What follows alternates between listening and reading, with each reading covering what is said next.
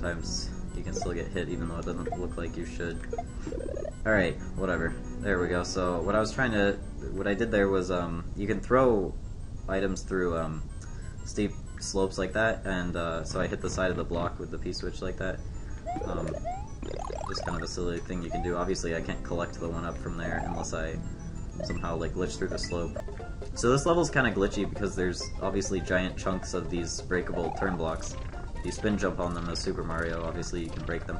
But also if you mount Yoshi after you start your spin jump, you can still break them, even though the animation looks kind of glitchy. Like you can see Mario's cape is obviously still twirling because I'm hitting the blocks on the side, but the animation for his cape looks kind of glitchy when he's riding Yoshi, so it doesn't actually look like it's swirling. And there's a limit to how many blocks can be hit at one time, like spinning at one time, as you can see with turn blocks. There's only 4 of these like bounce sprite slots, I guess. So only 4 turn blocks can be active at a time, and because of that, you can actually do some silly stuff. Well, for one thing, whether or not you have Yoshi, you can use this to your advantage by hitting the blocks on the side of you and like entering inside of them. Oh my god. Well, you can kind of see what I was going at there. You can kind of zip through the blocks downward like that by like entering them from the side, and then they'll actually sometimes close on top of you, which like forces you through the floor. And you can actually use that to save time if you zip through the floor correctly, although you don't want to kill yourself by getting crushed in the wall like that. Alright, get rid of the key, I guess. Oh my god, yeah, no, whoa! So, I think Glitch Reaper showed this to me. If you stick out Yoshi's tongue while you're holding the key like this, in front of the keyhole, it actually activates the keyhole, and I'm not entirely sure why that happened. And what I'm going to do is I'm going to drop the shell here, I'm going to scroll the screen left, and I'm going to drop down where the shell was. Is it still there? Yes it is. Okay, good. So, basically, they, whoa, there we go, perfect. So, if you look carefully, there are 7 Paracoopas right there. Then there's the shell, the green shell in front of me. Then there's Yoshi, and then there's the springboard at the beginning of the level, which is actually a persistent sprite, meaning that it's still taking up a sprite slot, even though it's off screen. And all of those sprites combined are actually using up all 10 sprite slots, which means there's the entire like limit is filled, and there's no room for the gold tape to spawn. So when the gold tape comes on screen, there's not going to be any sprite slot for it to go into. So most sprites, if there's nowhere for them to spawn, then they just won't spawn. But the gold tape is actually special, and if there's no room for it, it'll actually steal another sprite's slot if it can. It can't steal a sprite if the sprite is persistent. It can't steal their slot, but for shells, for example, it can. And in this case, the shell, I think, is in the highest sprite slot. The green shell is in the highest sprite slot.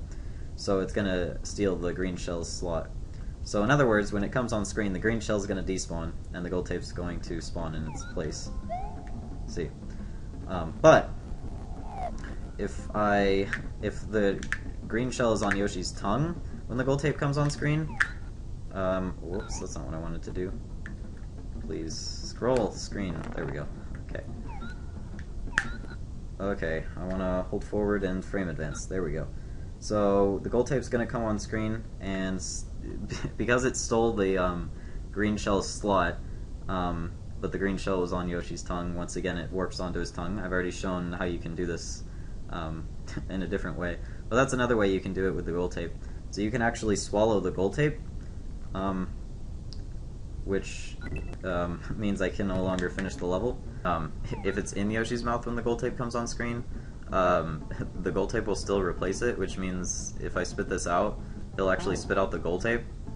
So you can see when I spit it out, it looks kind of glitchy, like it comes out as this weird like flashing thing that bounces off the wall. And actually if you spit it out without like spitting it forward like that and just kind of drop it like that, there we go, that's a little easier to handle. So you can see it looks like this weird like key thing, but it's not actually a key, that's just a graphical glitch. And every sprite in the game has a stunned state, even if it's a sprite you normally can't stun. But when you spit something out of Yoshi's mouth, it always gets forced into its stun state. So what you see here is the stunned version of the gold tape. And you can also see a pair of eyes inside of it, kind of like when a Koopa is about to spawn, or kind of like when a shell is about to spawn a Koopa out of it. It has like eyes inside of it. Well, it's basically the same thing. And I also showed how, you know, a P-switch can spawn a fish. Well, you can get a gold tape to spawn a red parrot Koopa, which looks pretty silly. And but anyway, since I spit out the gold tape, it's not over here anymore, which means I can't finish the level like that. I can't do anything with this gold tape. I can't like interact with it. Yoshi can't eat it or anything. But normally gold tapes are persistent sprites, but when it's in its stun state, it's actually not persistent, which means I can despawn it like that, just by going off screen, and then I can come back on screen from where it initially spawned, and it'll spawn like normal again. So anyway, that's just a silly way you can stun gold tapes. Oh, these fuzzy guys can't actually hurt you when you're on Yoshi. And they can't knock you off Yoshi either, so you're basically invincible to them. That's pretty silly. So these blocks are kind of interesting. You probably kind of know how they work. It's basically a guessing game. You hit the blocks in whatever order you want, and you try to get 3 circles in a row, and if you do, you get a 1-up. But if you have a shell and you knock it upward with your cape into the block, it actually, as far as I know, it always gives you the circle, which means you can always get a 1-up from all these blocks if you have a shell and a cape.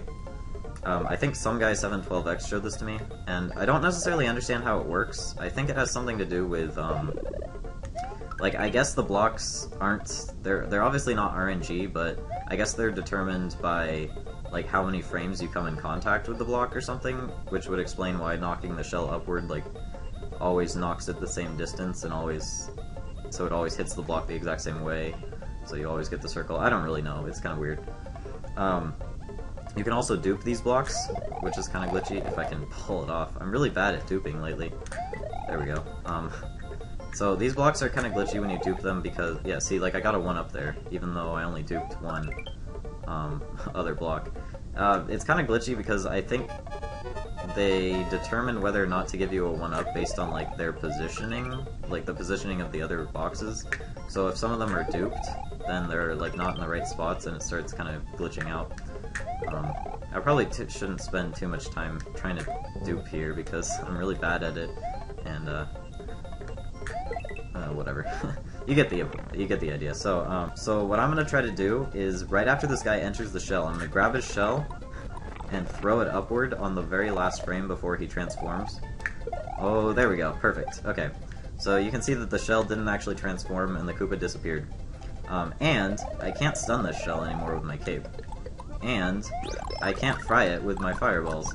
The fireballs just hit it like a solid surface. It's kind of weird.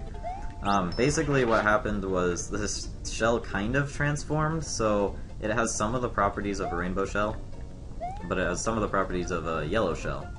So I can carry it around, but when I kick it, it'll actually transform into a rainbow shell. So it's kind of like a portable rainbow shell. You can kick it whenever you want and use it as a weapon, I guess. Or there's some other glitchy stuff you can do with it. So I'm gonna have this yellow or this red Koopa enter the yellow shell, and when that happens, it turns into a yellow Koopa. But the shell is still glitched, which means this is actually a glitched yellow Koopa, and I can bounce off of it like a rainbow shell. And some of its properties changed again, so it actually can be stunned with my cape, and I can now burn it with fireballs. But it's still kind of glitched. So, as I said, I can stun it with my cape now, but I can still kick it and it'll turn into a rainbow shell. And now it's actually, I can actually stun it again with my cape. And you can see I can actually stun it on different frames and get different colors, different palette shells, I guess. But you'll see, even though it's a gold shell, it still produced a yellow Koopa because the Koopa still interprets it as a yellow shell, since that's what it originally was. So yeah, anyway. Yeah, so it's kind of cool. You can get 8 different colors. There's obviously the 4 normal colors, is green, red, blue, and yellow, but then there's also gold, teal, silver, and gray. Gold is probably my favorite. Oh my god, please. I need to keep this because there's still yet more stuff I can do with this. So you might be thinking, okay, well what happens if a Koopa enters this shell? Can you get a gold Koopa? And short answer is no. It's still a yellow shell, so the... Wow, that was cool. So watch, this guy will just turn into a yellow Koopa, yeah. Nothing special, and it's just a normal yellow Koopa at this point. Oh no, it's still glitched. What am I talking about? Yeah. So yes, the shell is still glitched, so you can still get a glitchy yellow Koopa. But I don't want to waste too much time here, and I want to go ahead and take this shell with me. And interestingly, okay, this shell, I'm going to pause for a second so the time doesn't stress me out. This shell, if Yoshi were to swallow this shell, or like eat it, I mean, like have it in his mouth, it would act just like a rainbow shell, so like he would have all 3 powers at once. He can fly, earthquake, and spit fireballs. So nothing really too special there. It basically just acts like a rainbow shell. But if you bring it through a pipe and then kick it, you'll see that the rainbow effects are actually cancelled, even though the palette is still gold. So I actually have like a properly golden shell now. So if a Koopa enters it, it'll still turn into a yellow Koopa, so like it's still pretty much still a yellow shell. But now, if what's his face, Yoshi over here, if Yoshi eats this, come on, please, get out of my way, Goomba. You could not be more in the way. Okay, get out of here. There we go. So Yoshi, if Yoshi eats this,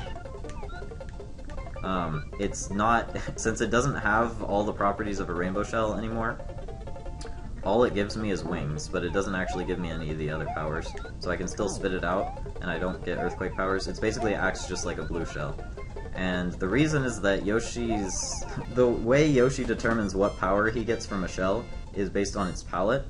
So, if the shell is gold, it actually gives him the same power as a blue shell.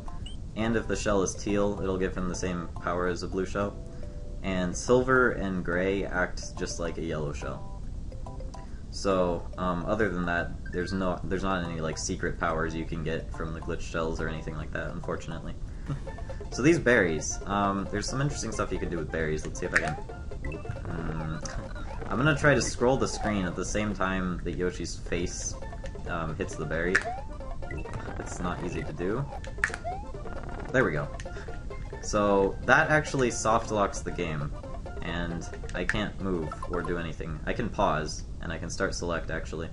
Which is kind of surprising. I didn't think that would work. For some reason I thought when you did it screen scrolling it wouldn't work like that. Anyway,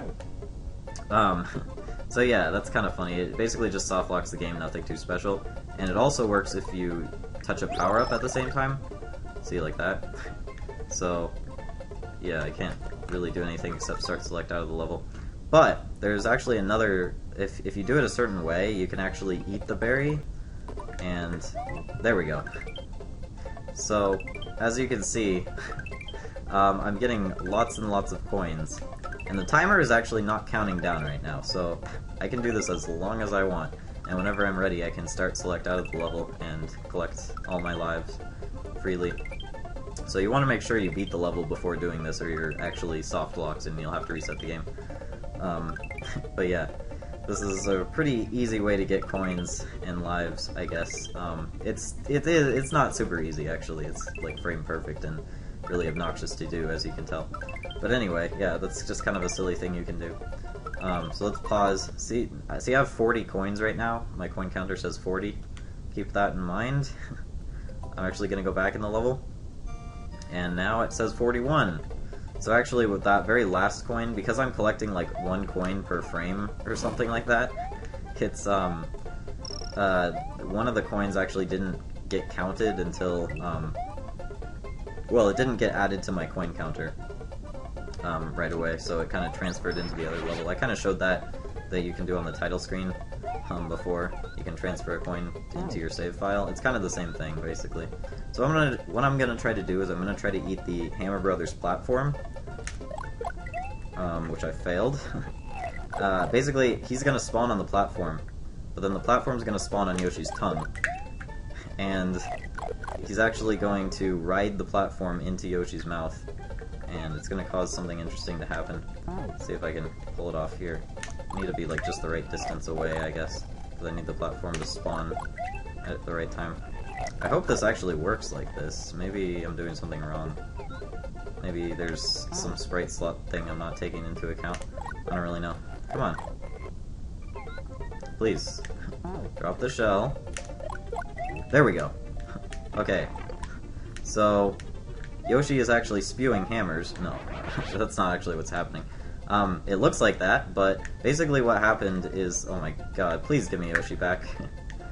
This is dangerous. Run! Okay.